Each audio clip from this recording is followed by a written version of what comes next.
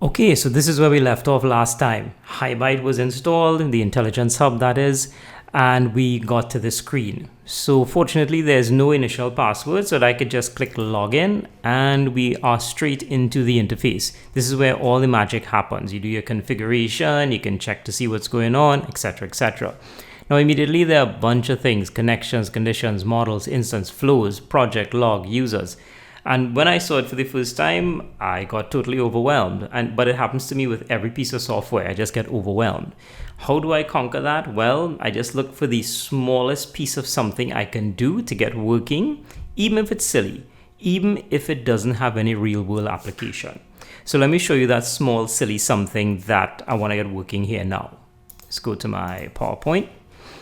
All right, so I'm going to use ModSim32 and I'm going to configure it as a Modbus TCP server, right? ModSim32 is a Modbus simulator I use in all my Modbus courses, right? And even some other courses.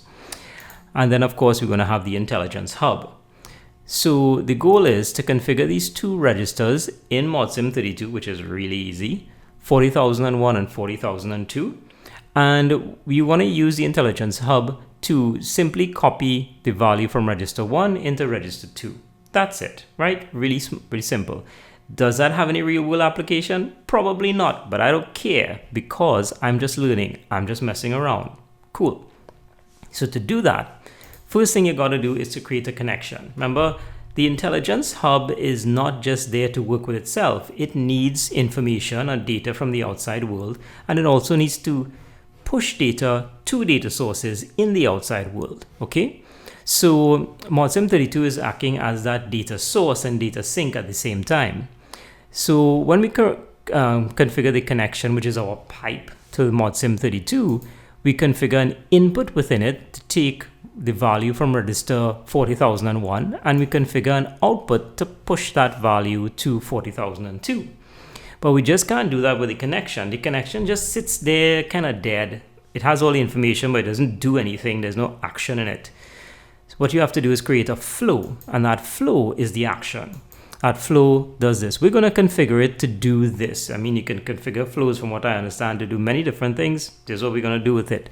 Take the value from this input, shove the value back on that output, and we should see it change in ModSim32. Okay, so this is the plan. Let's get to it. Alrighty then. So first things first, let me just configure ModSim32.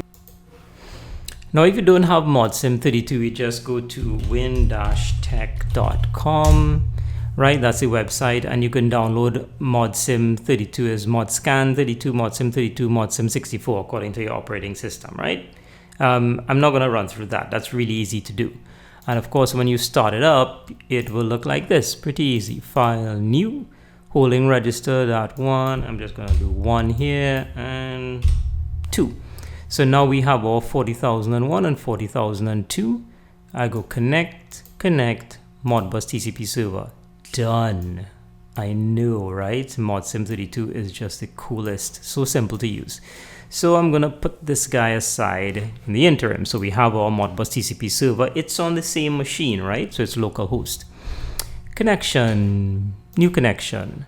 Details, I'm going to name it ModSim32. I can name this anything I want. I can name it chicken soup if I want. No problem. Next. What protocol am I using? There are lots of different protocols this thing can handle, but I'm using Modbus TCP. What's the host? Well, it's localhost, so 127.0.0.1. Port 502, that's a default port for Modbus TCP. I ain't gonna mess with that, right? Okay, next. Settings, unit ID 1, right? Why did I choose 1? Well, it's here, unit ID 1. Okay.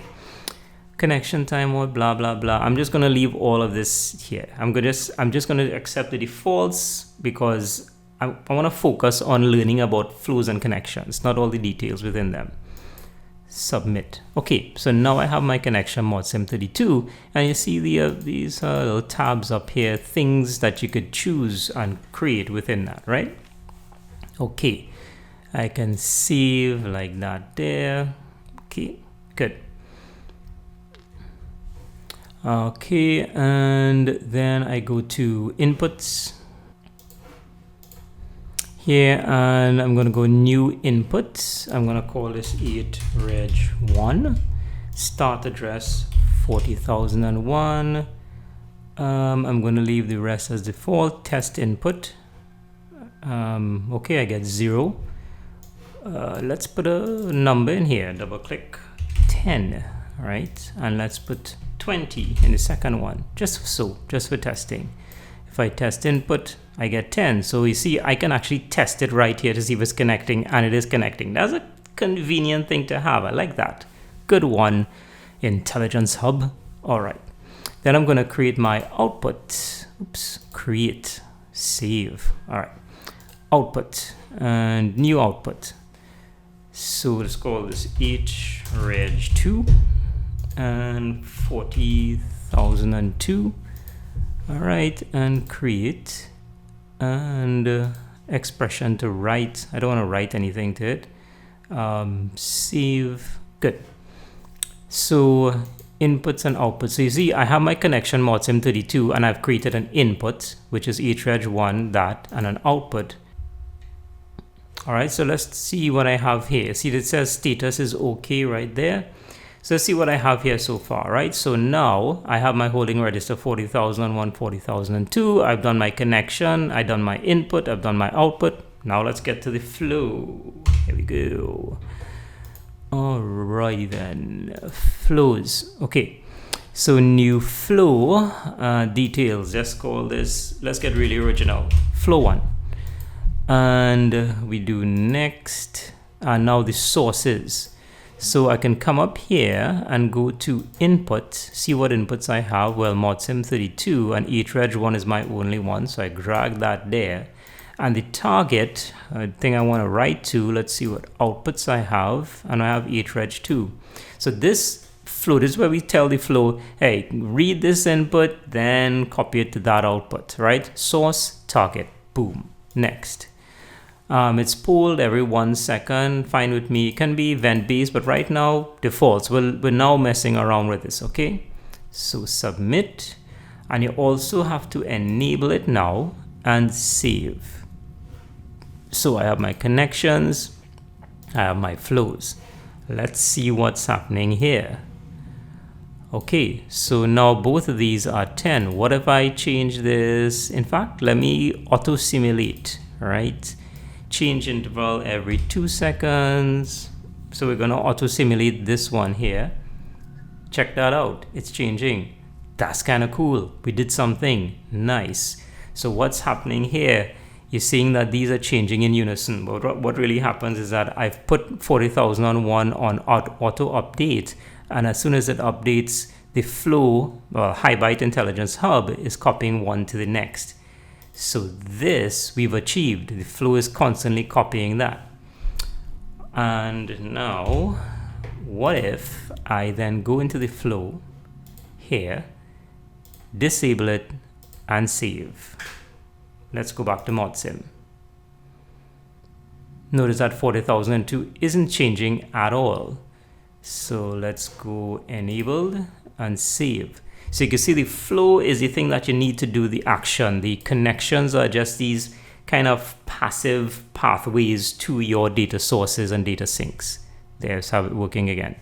Okay, so this has absolutely no real world application at all, but at least I got to know about the interface connections, understand what connections do and flows do at the same time. So I know about connections and flows.